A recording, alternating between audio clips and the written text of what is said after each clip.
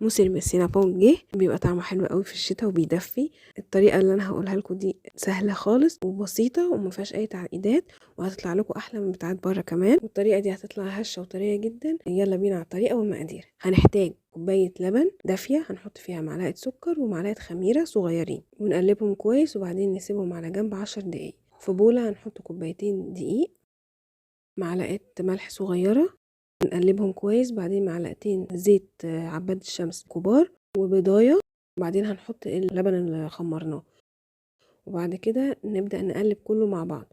العجينة هتبقى ستيكي كده وملزقة في الايد، ده عادي. اول ما هنحط عليه معلقة السمنة هتبدأ العجينة تلم معانا بالشكل ده. شايفين هي العجينة طرية وفي نفس الوقت متماسكة؟ شايفين طرية ازاي؟ بعد كده هسيبها تخمر من ساعة ونص لساعتين. هو احنا دلوقتي في الشتاء فممكن تطول عن كده كمان، لان البرد ما بيخليش العجينة تخمر بسهولة. يا اما تدفوا لها مكان وتحطوا فيها.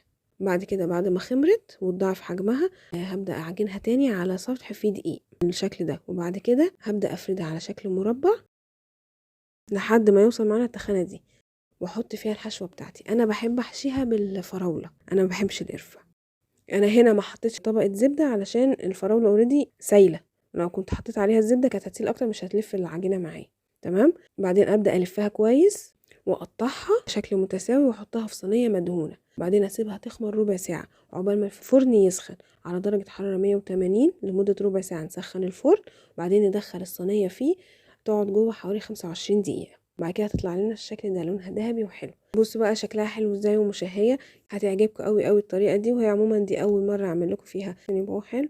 استنوا مني طرق تانية مختلفه بحشوات مختلفه. وبالهنا والشفا. ما تنسوش بقى تعملوا لنا سبسكرايب لما تجربوها.